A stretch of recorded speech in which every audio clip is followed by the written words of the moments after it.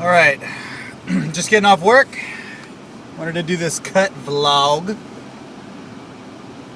So, two things addressed in this video, besides, of course, the body update, which is the best part, obviously. And if you're wondering why I look like a tomato, I'll explain in a second. So the first thing I wanted to cover Betancourt's Rip Juice real fast and what I think so far, because I'm actually getting pretty low on it.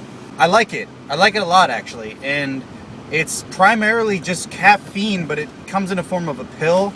So that means it's not caffeine from sugary drinks, so to speak, or drinks at all. Maybe you don't want to, have a whole drink. You just want to have a quick pill, or whatever the case. So it's convenient, and I mean, there's other things in it. And the two things I will say is it's fucking awesome energy, which keeps me going on my calorie deficit, and it suppresses appetite, which is something caffeine does. So if you're balling on a budget, you may want to hold off on stuff like, this, Rip Juice. However, if you got some extra cash to spend, you want to make it look cool in your stack like I do, give it a shot. Moving on, this is the juicy part of the vlog. There is a men's physique in about 2 weeks and some change in Rock Hill, South Carolina, and I really want to participate in it. If anything, for the experience, the networking, it'd almost be like a little mini vacation if you ask me. I feel like I'm gonna have a lot of fun with this. How I place, I don't care. Losing is not a big deal to me, but I know a lot of men's physique, especially local. It's not so much about being massive and super shredded as much as it is about your persona. And we all know I got an awesome personality, so that's right up my alley. I'm gonna give it a shot. And the only thing that will hold me back, and I didn't want to bring it up earlier because I don't want to make promises, is the money. It costs a lot to do this. I'm gonna fly. I gotta get a hotel, $100 to enter the show, get an NPC card or whatever.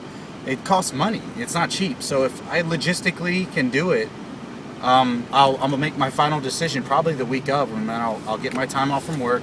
I'll order my flight ticket, and then I'll get my NPC card to participate, and that kind of thing. And another thing is, I don't really do so much, like if I'm gonna compete, this will be my first one, but I'm not gonna do like the whole 16 weeks out. And the reason why is because I'm always training like I'm gonna compete. I'm always tracking macros. I'm always hitting the gym like there's a competition coming up. For me, that's just, and I don't judge anybody who's not. I'm just saying, like, I don't see, if I'm very serious about this, I should always be hitting the gym in the macros and everything 100% across the board as if I'm going to compete.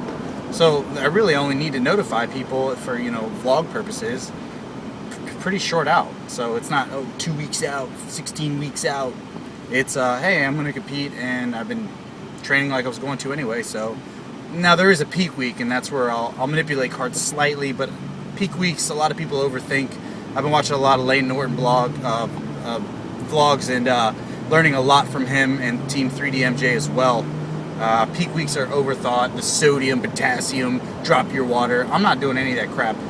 The only thing I'm going to do is like a slight carb deload, while I'll lower calories just a bit. I'll up them at the end of the week, and then I'll fucking go YOLO at IHOP before the competition just to look as full as possible. And that's really all I'm going to do. So there you have it. Going to give it a shot. I do, if anything that I need to prep for, the reason why I look like a tomato is because I'm upping my tanning. I'm going to the tanning bed at least every other day. So it'll go from red to eventually, evening out and giving me a nice tan. And skincare as well. I'm one of those people that like to shower at home. So I freaking like some kind of dummy.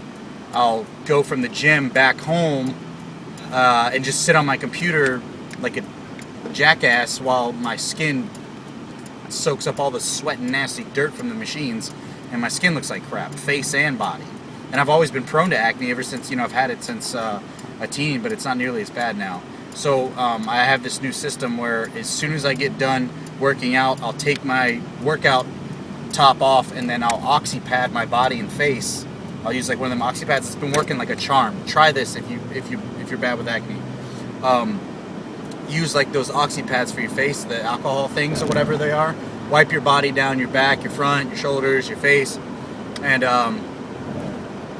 you'll notice a big difference. It's been drying out. The tanning helps a lot too. So my skin's clearing up really well, thankfully, because that's just gonna look like shit on stage. And body's coming along nicely. So I think with that said, I really hope to be able to do this men's physique. I think it'd be a great experience, if anything. And let me show you the body update. I think I have some footage from this morning before eating, and then I'll also, after I get home right now, I will take some more footage of something like men's physique trunks and maybe do a couple men's physique poses, slip them in there or whatever, and see what it looks like. So enjoy that. All right.